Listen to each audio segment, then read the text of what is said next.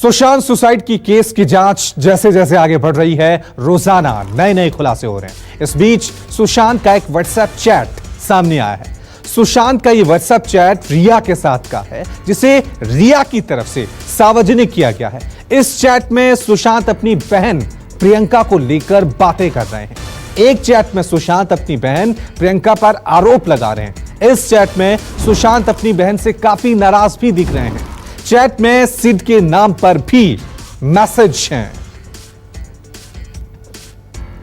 चलिए इस खबर पर और ज्यादा अपडेट के लिए अब सीधा रुकते हैं मेरे वरिष्ठ सहयोगी विनोद जगदाले का। विनोद, एक के बाद एक नए खुलासे अब रिया चक्रवर्ती की तरफ से ये चैट जो हैं सार्वजनिक किए गए हैं। एक संदेश देने की कोशिश की जा रही है कि रिया और सुशांत के बीच सब कुछ ठीक था, लेकिन परिवार वाले तंग कर रहे थे। जी, सही कहा आपने। जिस प्रकार से रोज़ाना नए नए खुलासे हो रहे सुशांत मामले में, अब ये जो व्हाट्सएप चैट सामने आया है जो रिया की तरफ से यहाँ पर जारी किया गया है, तो उसमें साफ दर्शाया गया है कि सुशांत और रिया के बीच में संबंध काफ़ी अच्छे थे, लेकिन सुशांत के परिवार वाले इससे खुश नहीं थे। अगर आप चैट पर गौर करेंगे तो उस दोनों के बीच में जो बातचीत हुई है रिया और सुशांत के बीच में, तो उनमें रिश्ता काफ़ी अच्छा था, वही दिख रहा है। वो उसे स्वीट बॉय भी कहती है, ये भी उसमें दिखाई पड़ रहा है। वो और आगे जाकर आपने देखा हो कि उस चैट में एक बात भी सामने आई है और आरोप भी लगा है कि सुशांत की जो बहन है प्रियंका, वो जब मुंबई आई थी अपने पति के साथ, तब रिया सुशांत के घर गई थी, तब ड्रिंक का दौर चला और उसी ड्रिंक की नशा में जो सुशांत की बहन है प्रियंका, उसने मोलेस्ट किया रिया को, ऐसा आरोप लगा। और उसके बाद सुशांत और प्रियंका में जो रिश्ता है, बहन भाई का जो रिश्ता है, उसमें खटास पैदा हुई, जिसके चलते संबंध आगे भी वैसा ही बना रहा। तो इस बात ऐसी बातों का खुलासा इस व्हाट्सएप चैट में यहाँ पर दिखाई पड़ रहा है। लेकिन इस पूरे व्हाट्सएप चैट को देखें और ये चैट रिया की तरफ से जारी हुआ है, तो साफ तौर पे ये दर्शाने की कोशिश है कि रिया और सुशांत में जो संबंध थे वो काफ़ी अच्छे थे। सुशांत भी रिया के परिवार की वहाँ पर तारीफ करते हुए नजर आते हैं उस चैट में, तो कहीं ना कहीं ये साफ दर्शाता है कि दोनों में रिलेशन काफी अच्छे थे। जी ठीक है विनोद, बने रहे आप हमारे साथ। वहीं सुशांत केस की जांच सीबीआई को सौंपे जाने पर शिवसेना ने सामना के जरिए केंद्र और बिहार सरकार पर करारा हमला बोला है। सामना में लिखा गया है कि सीबीआई, ईडी जैसी केंद्रीय संस्थाओं का इस्तेमाल झकझोरने वाला है। राज्य की स्वायत्तता पर यह सीधा हमला है। साथ ही यह भी कहा गया है कि सुशांत केस कुछ और समय मुंबई पुलिस के हाथ में रहा होता तो आसमान ही टूट जाता। महाराष्ट्र के खिलाफ साजिश हो रही है। तो सामना के जरिए शिवसेना ने सुशांत केस के बारे में लिखा है, जिसमें उन्होंने केंद्र सरकार पर सवाल उठाए हैं और कहा है कि सीबीआई और ईडी का इस्तेमाल जो है वो झकझोरने वाला है। चलिए एक बार फिर रुक करते हैं मेरे वरिष्ठ सहयोगी विनोद जगदाले का। विनोद, अब शिवसेना की तरफ से भी रिएक्शन आना शुरू हो गया और सीधा हमला केंद्र सरकार और बिहार सरकार पे। उन्होंने कहा है कि एक तरफ आप राज्य की स्वायत्तता पर सवाल उठा रहे हैं और दूसरा सीबीआई और ईडी का जिस तरह से इस्तेमाल किया गया वो पूरी तरह से सियासत है। देखिए, रविवार का जो सामना आता है उस सामना के कार्यकारी संपादक संजय राउत अपना अग्रलेख लिखते हैं, जिसका नाम होता है रोक ठोक। एक सुशांत बाकी अशांत, एक आत्महत्या की राजनीति। इस पर यह पूरा अग्रलेख लिखा गया है। इस अग्रलेख में साफ तौर पर सबसे पहला आरोप लगाया गया है कि सुशांत की राजनीति की जो आत्महत्या की जो राजनीति की जा रही है, उसकी एक स्क्रिप्ट लिखी गई थी और एक लाइन में अगर कहा जाए तो ये महाराष्ट्र के खिलाफ की गई एक साजिश करार उसमें दिया गया है। इसके अलावा संजय राउत ने सवाल भी ये उठाए हैं कि पिछले कुछ सालों से सीबीआई द्वारा जो जांच होती है किसी मामले की, तो कहीं ना कहीं सीबीआई पर केंद्र सरकार का प्रेशर होता है और बार बार नेताओं ने इसे उठाया है। खुद प्रधानमंत्री नरेंद्र मोदी और अमित शाह, इन्होंने गुजरात दंगों के वक्त जांच सीबीआई के हाथों में न जाए, तब ये बात कही थी कि सीबीआई केंद्र सरकार के हाथों की कठपुतली है, इस प्रकार का आरोप लगाया गया था। इस पर और भी ये अग्रलेख में ये बात भी कही है कि बिहार पुलिस कोई इंटरपोल की पुलिस नहीं है, उनके द्वारा जांच में कुछ नया नहीं निकलेगा। जो महाराष्ट्र पुलिस प्रयास कर रही है और जांच कर रही है वो काफ़ी सही है। इसके अलावा गुप्तेश्वर पांडे जो डीजीपी है, उनके बारे में ये कहा गया है कि इस व्यक्ति से हम क्या आस लगाए। 2009 में गुप्तेश्वर पांडे ने अपनी सेवा का इस्तीफा देकर बक्सर, बिहार की बक्सर लोकसभा सीट से वहां पर अपना दावा ठोका था। भारतीय जनता पार्टी का टिकट मांगा गया था, लगभग टिकट फाइनल था, लेकिन लाल मुनि चौबे वहां के जो सांसद थे उन्होंने बगावत का झंडा बुलंद कर दिया, तो उसके बाद उनको टिकट नहीं दिया गया। फिर से वो सेवा में वापस आए बिहार पुलिस के। जो यानी साफ तौर पे शिवसेना का ये कहना है, सामना में ये कहना है कि गुप्तेश्वर पांडे हालांकि डीजीपी है लेकिन काफ़ी करीबी है भारतीय जनता पार्टी के, और उनसे नई अपेक्षा क्या कर सकते हैं। जिस प्रकार से वो वर्दी पहनकर टीवी के सामने पूरे मामले की बयानबाजी वो कैमरे के सामने करते हैं। इसके अलावा और भी कई बातें कही गई है। शरद पवार ने खुद संजय राउत को फोन किया था कि इस मामले में किस प्रकार से मुख्यमंत्री का नाम उछाला जा रहा है, और कुछ ऐसे लोग भी हैं, कुछ ऐसे पत्रकारों के भी बात कही गई है कि जो उद्धव ठाकरे की बदनामी करना चाहते हैं। ये बात भी उसमें उस अग्रलेख में वहां पर की गई है। रवि, ठीक है विनोद, सियासत इस पूरे मामले पर शुरू हो गई है महाराष्ट्र बनाम बिहार। अब देखना यह है कि क्या सुशांत का सच सामने आएगा। वहीं आपको बता दें कि सुशांत सुसाइड केस में रिया चक्रवर्ती पर ईडी का शिकंजा लगातार कसता जा रहा है। रिया के भाई शौविक चक्रवर्ती से ईडी ने 18 घंटे तक पूछताछ की है। मुंबई के ईडी दफ्तर में कल दोपहर से शुरू हुई पूछताछ आज तड़के सुबह तक चली है। इस मामले में ईडी की यह अब तक की सबसे लंबी पूछताछ है। बताया जा रहा है कि ईडी के अधिकारी शौविक से front India for world foundation company के बारे में पूछताछ कर चुके हैं। इस कंपनी के बैंक स्टेटमेंट्स को लेकर शौविक से सवाल पूछे गए। साथ ही ईडी ने शौविक के मोबाइल डेटा को भी अपने पास डाउनलोड कर रख लिया था। आपको बता दें कि कल एक बार फिर से रिया से भी ईडी पूछताछ करेगी। इससे पहले शुक्रवार को ईडी ने रिया से पूछताछ की थी।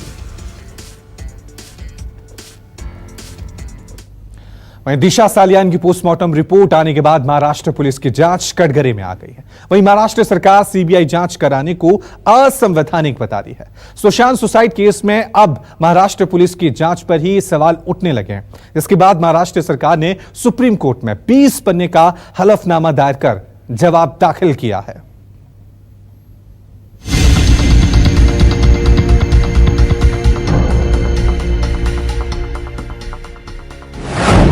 क्या बिहार सरकार नियमों के खिलाफ कर रही है जांच?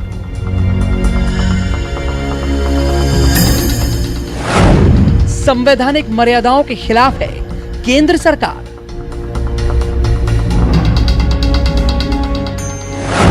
क्या पोस्टमार्टम रिपोर्ट से फंस गई है महाराष्ट्र पुलिस?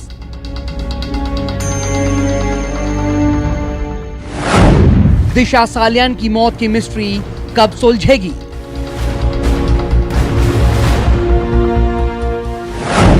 कब मिलेगा सुशांत को इंसाफ?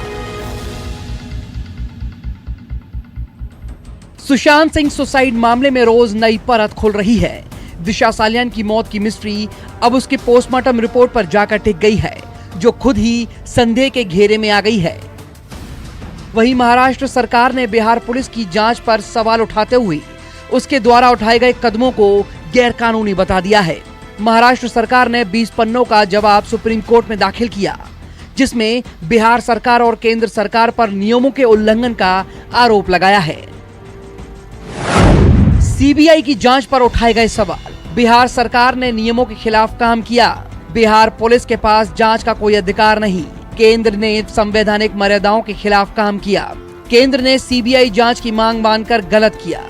0 एफआईआर दर्ज कर हमारे पास भेजना चाहिए था। सीबीआई जांच का विरोध किया। जांच ही गैरकानूनी तो बिहार सरकार सीबीआई जांच की अनुशंसा कैसे कर सकती है? सुप्रीम कोर्ट के फैसले तक सीबीआई को रोकना चाहिए था। महाराष्ट्र सरकार ने सुप्रीम कोर्ट में कहा है कि जब मामला सुप्रीम कोर्ट में लंबित है तो सीबीआई को ना तो केस दर्ज करना चाहिए था और न ही जांच टीम बनाकर आगे बढ़ना चाहिए था, क्योंकि कानून व्यवस्था राज्य का विषय है और सीबीआई बिना राज्य सरकार की इजाजत के जांच नहीं कर सकती। लेकिन महाराष्ट्र पुलिस की जांच पर शुरू से ही सवाल उठते रहे हैं।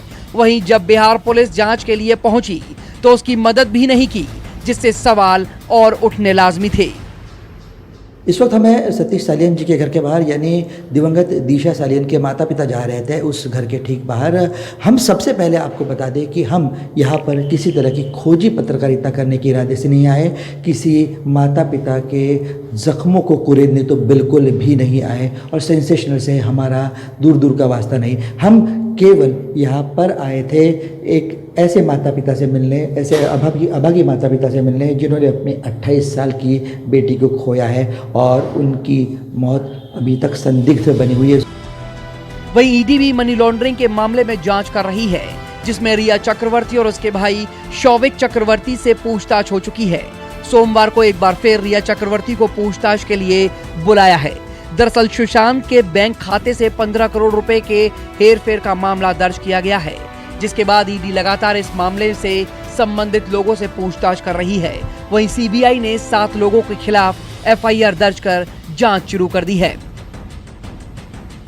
मुंबई से दीपक दुबे के साथ ब्यूरो रिपोर्ट, न्यूज़ 24। और अब बात करते हैं राजस्थान की सियासत की। कांग्रेस ने तो अपने विधायकों को पहले ही उनकी घेराबंदी की हुई है, लेकिन अब बीजेपी को भी अपने विधायकों के टूटने का डर सता रहा है। राजस्थान में चल रहे सियासी संकट में उस वक्त अचानक एक नया मोड़ आ गया जब बीजेपी ने अपने 20 से भी ज्यादा विधायकों को अचानक गुजरात भेज दिया। ये रिपोर्ट देखिए।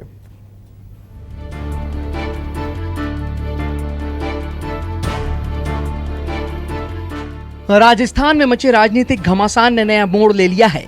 कांग्रेस के बाद अब बीजेपी को भी अपने विधायकों के टूटने का डर सताने लगा है। शायद यही वजह है कि बीजेपी ने टूट के डर से अपने विधायकों को टूर पर भेज दिया है।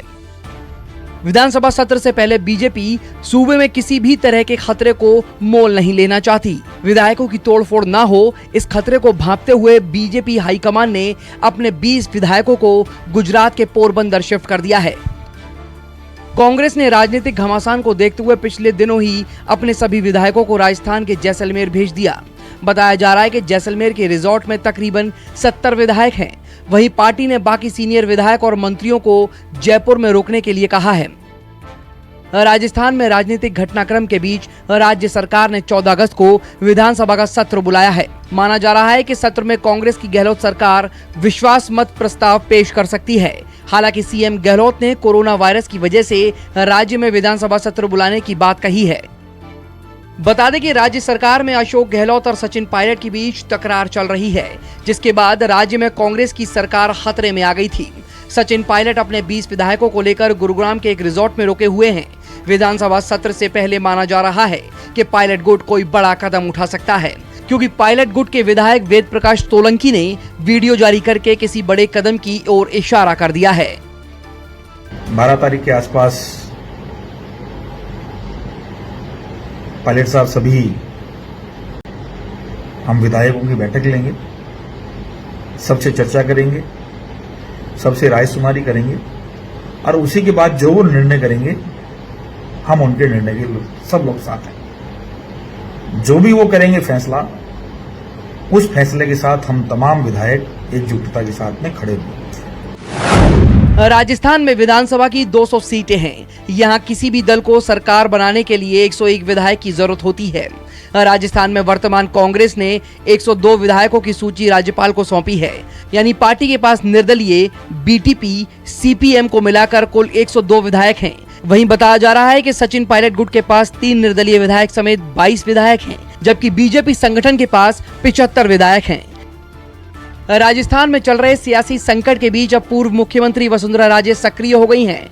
अभी तक राजस्थान संकट पर चुप्पी साधे हुए वसुंधरा 5 अगस्त से दिल्ली में हैं और लगातार सियासी बैठकें कर रही हैं।